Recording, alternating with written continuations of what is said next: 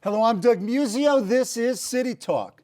The United States is a stuck nation, stuck in the web of global capital, stuck in a morass of debt.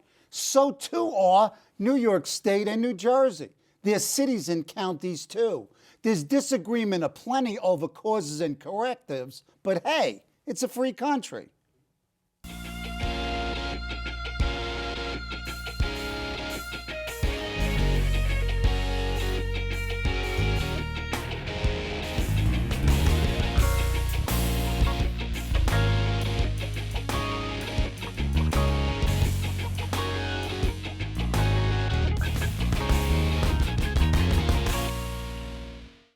To talk about the stuck nation and it's a free country is WNYC's Bob Hennelly.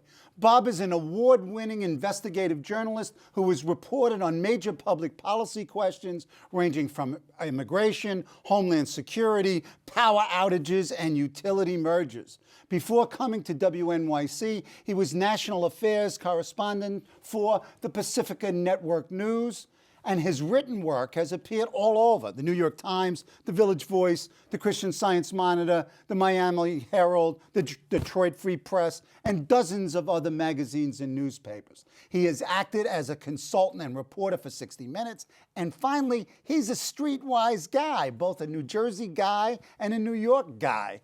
Welcome, Bob. Wow, some introduction. I hope I can live up to it. Oh, you certainly can. Listen, I read this, and there ain't a lot of Christmas cheer in your Stuck Nation posts on WNYC. First of all, what is Stuck Nation as a piece of media? What's the argument? What's the theme? I think that it came out of the realization at WNYC that we were really growing. I mean, one of the things that we're doing at NYC is still hiring people, and in a media environment, that's stunning in its own right. And beefing up your political stuff. Exactly. And what's happening is it looks like people are getting their information over the internet and through radio. In fact, the entire business model of broadcast journalism is being transformed. We have some of our most loyal and generous listeners all over the world, Doug. They're people that had some point of connection to New Jersey or New York and are on assignment in Budapest or Tokyo or finding themselves in Germany. But the way they stay close to their core and their authentic self is by listening to us. So the whole model of what broadcast journalism has been transformed in our lifetime. How did you come to write the blog, The Stuck Nation, substantively? I think it had to do with the fact that, and I started doing this, I think, when I was 17, working for the Ramsey-Mara Reporter in Bergen County. I got 5 cents for every inch and then $5 if I took the photo. And at these meetings, even though you get double that, exactly, at least double that now. And I would be sitting at these meetings of local councils, and what was fascinating was the alienation that would happen. The public would never come to these things, planning board meetings, board of adjustment meetings.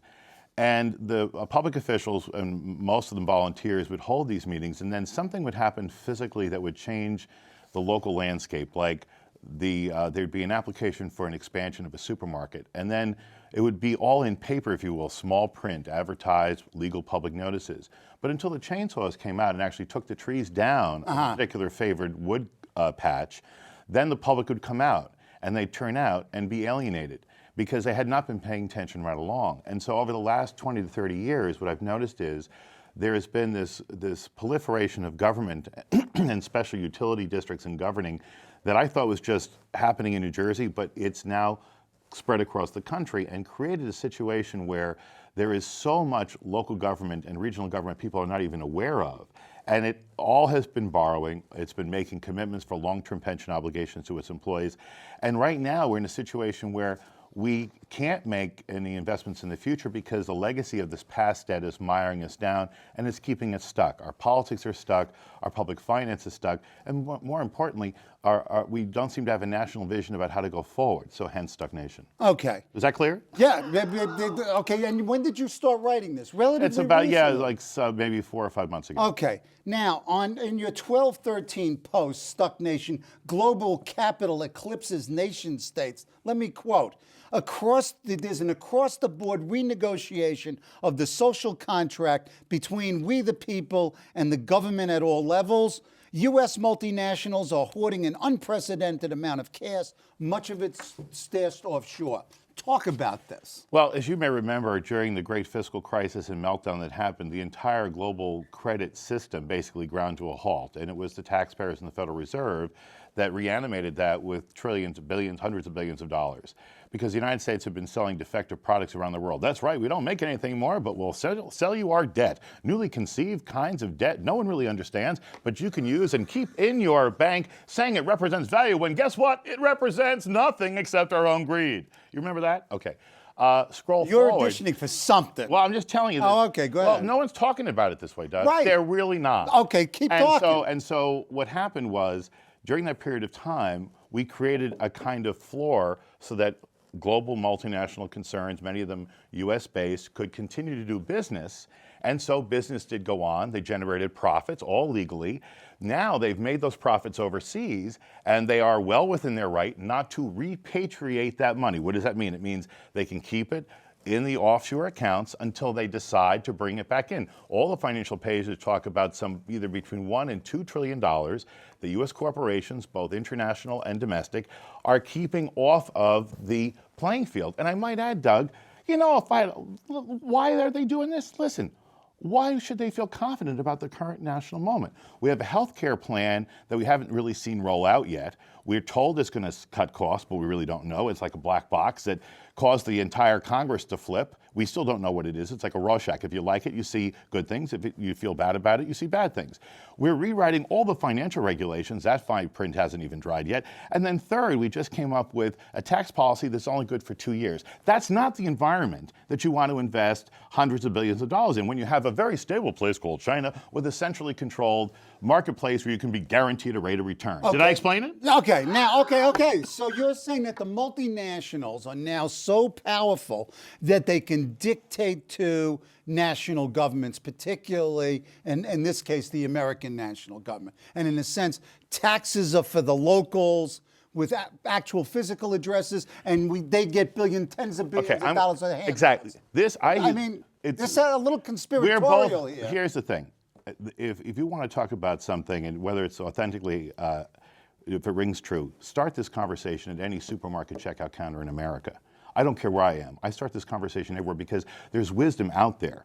It's not locked in here. Okay, you're on the line buying eggs. What do you That's do? right. You start a conversation about, because people have this sense that something's very wrong. Here, it all comes down to technology. We're living in a period of time where capital can move with a click of a mouse. Right. It can travel the world.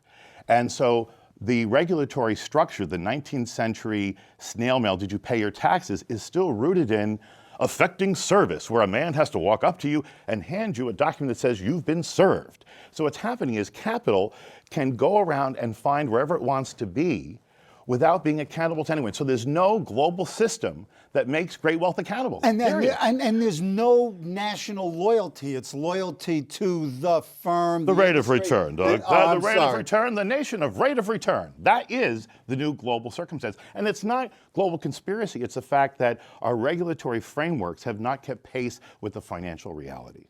So government's obsolete. Not only is government obsolete, but it's an This opportunity. government. Well, you look at nation states as an opportunity, not a cause to believe in. And that is what's changed. And so every country is like, well, we're offering you the most generous terms to locate your financial opportunity. And so we have this race to the bottom because the whole mythopoetic was, let's get meaner, leaner for the global economy marketplace. You've heard it. I'm sure you've had to cover events where they say it all the time. I mean, we're getting leaner and meaner. Right, exactly. How lean, how mean already? I'm not that working, lean, but mean. But it's not working. Okay, it's not working for Americans. Okay. So we're stuck. Exactly. Now, and you described a little bit how we're stuck. How do we get unstuck? It's funny. I know it's much more difficult to propose than to analyze. When you look at a circumstance like this, the only way of turning it around is going very granular and very specific and very local. And so the only way to turn around, the human experience, I believe, is by getting down to a very basic grassroots sensibility. So what you have to do is you have to have local people take responsibility for what's not working. And for a long time, we have subbed it out to government. We've lost those muscles of civic participation because we thought somebody would doing it. I'll give you a good example.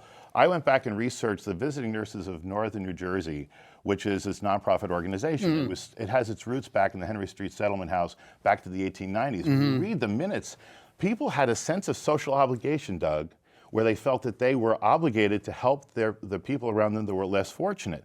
What's happened over time is we've subbed it out to the government. Today, when these organizations like Visiting Nurses try to get money, they're told by people, I'm paying my taxes for that purpose. So that's just one little sliver of what I'm talking about. We've lost Tocqueville's ideal of the civic participation. Exactly. We bowl alone. Right, exactly. And we look to, and what's happened is... But wait a minute, are you hopeful that this is going to change? Well, there's no other alternative. Well, wait a minute. There is no other alternative. Or collapse, or continuation of the current. I mean, I don't know how realistic you're being about all of a sudden all these folks becoming participatory Democrats with a small Well, K. if they want to employ themselves and find a way of transforming what is vacant and decrepit around them, that's the only way to do it. So you've got your bumper sticker, you've got your message. The current occupant of 1600 Pennsylvania Avenue, do they get it? Does he get it? I think that they're operating at a 10,000 feet, and I don't think they fully understood the way that all this local debt has been created. One of the things we haven't really gotten across yet is the proliferation of the independent authorities and utilities across the country. Talk about them and local and state debt, and just throw out some of the mind-numbing One of the numbers. things, in the 1950s, the census tracks what they call independent authorities and utilities, or special government districts. This is not a municipality, and it's not a county. Right. This is something like your parking authority, the sewer authority, the water authority. Right. And so in the 1950s, there was something like 15,000 of them.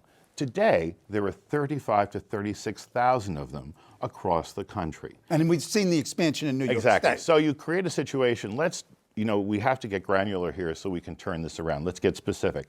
Let's look at Harrisburg, the proud capital of Pennsylvania. What's happening there is they had an incinerator authority. The government was involved with creating a technology they don't fully understand. They're $200 million in debt. It's a special authority. It doesn't work. The incinerator never worked properly. Now the debt service on that failed Rube Goldberg contraption is depriving the pensioners of their payments, the public employees. So now Harrisburg is in a situation where it's constantly on the verge of bankruptcy. That's being replicated across America. Okay, talk about just talk about the magnitude. I just want an idea, the viewers to have an idea of the magnitude of the debt. If you take local governments and municipal governments and add them up, often you'll have, like in 24, 25 states, more debt at the local level than at the state level. And combine them. Right, it's like $650 billion. It's like over $1 trillion, and much of it has been put into the municipal bond market, which offers people triple tax-free. You don't pay taxes on it so it's something that people have gone into. And often people have no idea what the Waxahachie Improvement Authority is, but their accountant says it's triple tax-free. Put your money there. So there's not even the transparency in the marketplace. You have much less transparency than if you buy a publicly traded equity, for instance. Wait a second. This sounds like bubble, big bubble. Indeed. And bubbles burst. You're telling me that the next major financial catastrophe is the collapse of authorities, local government. We're going to have cities going bankrupt. We're certainly going to have cities making really states difficult. Going bankrupt? You're seeing police layoffs. I'll give you an example. Nothing was sadder than being in Newark and watching Cory Booker have to lay off 167 police officers. 14% of his police force. Right, and they were working. They were beginning to work. Right, exactly. And so that's the kind of thing that's happening here. And so it's a combination of things. It's a combination of global capital really having the power and ability now to choose where it wants to go. And then this huge legacy of debt, well, we weren't paying attention. Talk about the states. Talk about New Jersey and New York. You live in New Jersey, as do I. You cover New York and work here, as do I. Right. Talk about both states. Well, in the case of New Jersey, there's 566 municipalities, okay? And there's only one that went out of business, Pequari. There's a trivia question for you. Since I've been doing this, I'm 17, I'm 55, so that's a long time. Only one municipality went out of business. On top of that, there are 21 counties. And some like 580 school districts, and some of them are, I call them boutique school districts, where they're I was on the school board. K through 6, where you have one building, Right. and a full retinue of a superintendent, assistant superintendent, maybe their driver, and a principal in the building. That's just New Jersey. Well, And that hadn't sometimes gotten the to principal independent is the authorities. superintendent. Well, But go ahead. good. But you're right. I was on a school board, and we dealt with districts that had 1 to 6. Right. They And wanted so to it's come to not, us. what's happened is that there's also an overlay of authorities at the same time. So to Christie's credit, Governor Christie threw a spotlight on the Passaic Valley Sewerage Authority, Right. where one individual was making $300,000 and a number of others were making 6 figures. This is replicated throughout the United States. I thought it was just New Jersey, Doug. The good news is it's not. It's gone national. Okay, talk about the fiscal plight in New Jersey, and also, talk a little bit about Christie as almost a model. He's become a hot item, quote unquote, model of style and substance. Talk about the state and his behavior within the state. I think that he came in at a time where the state had tried a number of different things. What are the obligations? What are the new things that are on the public balance sheet now that weren't there before? For years, they had employees come through and they would retire and they would get fabulous medical benefits that are unparalleled. No, jaw-dropping. Exactly. Now, what's happened is, under the change of public accounting standards, that has to be posted on the balance sheet as a knowable number. This is creating the same hiccup for public entities as when private corporations had to put options on the books. Remember, that was like, oh no, it's going to hurt the balance sheet. It's a day of reckoning. And so now all of a sudden they have to put that in as a knowable number. To be fair, What do you mean noble number? it's a number you have to make an estimate where it's going to cost us X number of billions of dollars to keep the commitment we've made to our retirees. The only person I knew who was ahead of the curve on this is Michael Bloomberg, because a couple of years ago, the mayor said he paid into it. It was a concept. People looked at him like, what? He's so paranoid. It turns out that he's got his issues, but on this, he was pressing it. So in New Jersey, what's happened is you have a kind of conspiracy by both parties to not fulfill their pension obligations. What do I mean by that? During the Christie Todd Whitman years when she was governor, they borrowed against the pension. Throughout the Democratic period of time, they didn't keep pace with, they weren't investing or putting money into the pension. You're talking about McGreevey. McGreevey, the whole bunch. McGreevey and Cody, Corzine. Now, Corzine did put some money into the pension, but historically, the state did not keep its obligation to pay into the pensions to the public workers that it had committed to make. What are we in the hole for? It's like $46 billion. Now, here's the thing. Now, this is the scary part. The Security Exchange Commission, on my birthday, August 18th, I'll never forget the date, issued a cease and desist order against the state of New Jersey, not Bernie Madoff, for false misrepresentation for the balance sheets of their public bond offerings from 2001 to 2007, Doug, okay? Excuse me. They misrepresented. Did you see that on the front page anywhere? Wait a second. Are they legally culpable? Can we send somebody to jail? No. Not sovereign immunity. But I mean, I do think there should be hearings, because what they were saying is the Security Exchange Commission said, that's a good question, because it's going to point a finger at this kind of mythopoetic that both parties precipitated. I'll give you a good example. 2001, and Christie uses this in the stump speech quite effectively. The Republican legislature and Governor DeFrancesca, who was kind of a Republican walk-on, Right. I forgot about it. Right. And Governor Bennett, I forgot about him now, too. what was fascinating is they approved like a 9% hike in the pension for all public employees without a way to pay for it. So now I have to say, at least in New Jersey, in the form of Democratic Senate President Steve Sweeney and Christie and Sheila Oliver, the Assembly Speaker, and they're all recognizing they've got to like roll these things back. Now, the problem here is that if we start downsizing the public sector right now, we threaten this very fragile recovery. You're killing consumption. Because that's what's left of the middle class. Right. Okay. Exactly. Oh, God. Okay. I think we made it. We came back there. Oh, God. Let's cross the Hudson. Okay. Let's go to New York. Same impact on counties and municipalities, extremely high debt, huge number of authorities. What could be done? What could Cuomo do? Cuomo's coming in. Right. What can he do? What should he do? First of all, let's talk a little bit about the landscape that people may not fully understand. Please do. Okay, we have 62 counties. The 5 boroughs of New York City is really not representative in terms of this macro discussion we're having about finance, because we're really an international city-state, both because of the way it's managed and both because of the fact that we benefited tremendously from the TARP. Just from the crumbs that fell off the table was enough to keep us functioning. Oh, it wasn't all Mike Bloomberg. Right, no. And at the same time also, I think the fact that we've had this amazing dynamism of immigrants coming into the city, legal, illegal, doesn't matter. They're here, they're working their heart out, they're keeping the city in a positive They're the circumstance. social and economic exactly. gene pool. Come on. And unfortunately, the rest of America hasn't figured that out yet because they're still upset that they're not from here. But it's saving And our they don't bacon speak right now. English. Precisely. Now back to what the structural problems are. So what's happened is the state of New York historically has withheld hundreds of millions of dollars of payments to counties. They mandate to counties, thou shalt take care of all the sick and lame that come to us. Right. And so that's Medicaid. So the counties do that, meet that obligation.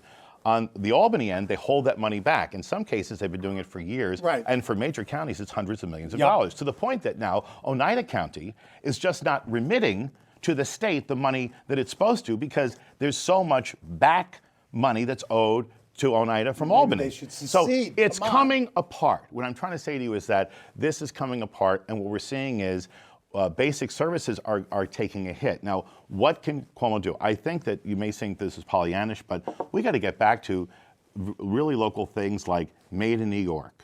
Made in New York. Whatever it is, find it, make it something, a social statement. Also, this country's gotten way disconnected from what is value in economy. I mean, really, the economy is a reflection of what we value. This is very insightful. There was a businessman who met with President Obama during one of these canned events where they were afraid for him to be in the public, so they stage it. You know, it's like, "Hello, how are you? I am a machine," and he has the text, and But then they bring all people do say, that. "No, I mean, no, this is really." I was there in the sandwich shop in Edison. This was really canned ham. Bad. And so, but there was the one spontaneous thing that happened. We were sent out of the room for because God forbid something actually authentic and spontaneous happened involving the president. And so the guy, well, no, it's just I've done these stakeouts. I know. Please. Okay. You're freezing. You're eating Right. donuts. You know, I get it. and so one of the things is that a guy came out, and he was from Ringwood, and he was a Republican. He was in his 60s, and he operated a place that makes packaging for the post office, and it's a little operation, 20, 30 employees. And I said to him, so when you had your chance with the president, when you could really talk to him, what did you say? And he said, I said, Mr. President, the biggest impediment to my being able to grow my business is finding someone who can speak English and use a circular saw. Okay? That's where we are. Bring back industrial shop. Get over ourselves. Wait a minute. I was on Roll the up our school board. sleeves. Get back to work. Okay? It's all right. Excuse me, It's I was all on right. the school board. I mean, There's a college whole ain't the thing answer like for everybody. somehow we thought we believed our own PR that we weren't going to have to work. And you can only do it by getting a America, PhD. get your hands I love dirty. it. America, get your hands dirty. Okay. Okay, seriously. Excuse me. That's the kind of rebirth I'm talking about. Anything short of that is silliness. It's not going to happen. It's not going to happen. Wait a minute. So Andrew Cuomo's got to go out with a handsaw? He's got to get people connected to take responsibility for where they live in a way they haven't in maybe 100 years. Okay. Do you think he has the rhetorical chops for that? We'll see. It's more His than old man rhetoric- did. Excuse me. Well, wait. He may not have the rhetorical chops, but it's not rhetorical chops that he needs. He needs operational chops. He's got to make things He needs happen. He just intel. can't talk He needs it. intel. I mean, one of the biggest problems with this president is that he didn't have what Jonathan Alter so brilliantly described Roosevelt had, where he had people out there in the field reporting back to him. Yep. These guys don't know what's going on. No, guys. it They seems don't not. have a clue. If I told you that in New York State, a third of the counties have a higher rate of infant mortality than the nation and are headed in the wrong direction, that's not the New York that we associate with high towers, luxury housing. I mean, there's a lot of hurt out there Wait a second. in New York Okay. State. Wait, but that's in part that's you and your colleagues' responsibility in the media to unearth this. So you guys, and not you. You're as in an the media individual. too. You're Mr. Well, Fourth Estate. Well, Come you're on here. now. Excuse me. Did I invite you to Yes, you tell did. us this stuff? Yeah. That there's responsibility there in the communicators as well as the political Oh, you betcha. actors. You betcha. And then one of the things is that we're not doing that work. That's a very good point. What's happened is with the demise of local newspapers, and I described I came into this conversation at 17 working for the Ramsey Monitor Yep. Reporter, is that whole layer of local gone. reporters are gone. And what's replaced it is consumer-driven things and a media that, quite frankly, is not fulfilling its obligation of civically engaging. That's why what you do here is essential. Oh, thank you. Can I come back sometime? You can, and that $20 went a long way. Okay, wait a second. WNYC. Let's go back to WNYC. It's a free country. Right. This is a new piece on the website, and it says it's a free country. So what? And the line is, it's a free country. Read, argue, listen, and act. Which reminded me. Excuse me. A little bit of. I have to be a professor. Right. Marxist theses on Feuerbach. Quote, the philosophers have only interpreted the world in various ways. The point, however, is to change it. You've got a manifesto here. It may not be the Communist Manifesto. How do you folks at a public radio station intend to change the dialogue and then change the world? I think, first of all, it's by offering people a platform where they can come and have a civic conversation where there's, I mean, look at what we do with, you've been on Brian Lair, Leonard Lopate, all of them. Brian's on CUNY TV. And what we have here is an opportunity for at least a 20-minute segment, if you will, to talk about issues. Sure. And so the blog has become an expression of that. And it is ideologically all over the place. Yeah, and it really is. And you've had good people writing it. I mean, I've seen Joyce Persnick, Ozzy. There's lots of people. Right, exactly. And so Ozzy will do a long, thoughtful thing about Michael Grimm, who's the incoming guy from Staten Island. I have a conversation with Scott Garrett. Now, Scott Garrett is a Republican congressman from northern New Jersey who was really ahead of the Tea Party. I mean, he started what they call the constitutionalist caucus within the House. More libertarian than right. And so what's interesting was that moment. You may remember when TARP was defeated the first time, when Paulson and all the grown-ups, Democrat and Republican, said this must be passed. There was a coalition of the left and right that I would say actually had core ideological values, that they thought it really mattered the direction of the country, and they came together to defeat TARP. So what I'm saying to you is that there's value in all of this conversation. The other thing is I did this piece where I talked about early on about the impact of foreclosure, because my family had a rough time and I went through that was an excellent experience. And the thing that's important to understand is that right now at this national moment of reinvention and rediscovery, there's something to understand that there's no Republican, Democratic, or Marxist job opportunity.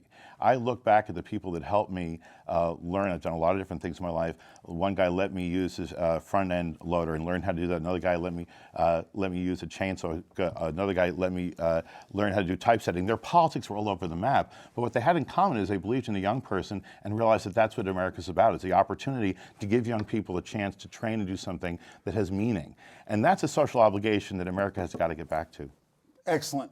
My thanks to Bob Hennelly for being on the show. Next week, my guest will be the legendary Joe Franklin. Tune in. Thank you. Thanks, buddy. Excellent.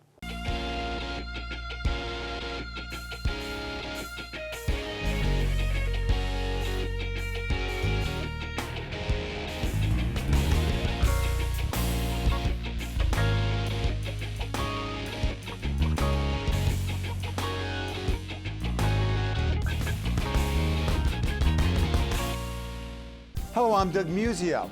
Let us know what you think about this show. You can reach us at CUNY.TV. When you get there, click on the bar that says Contact Us and send your email. Whatever it is. Thanks, no thanks, obnoxious, do it. Send it.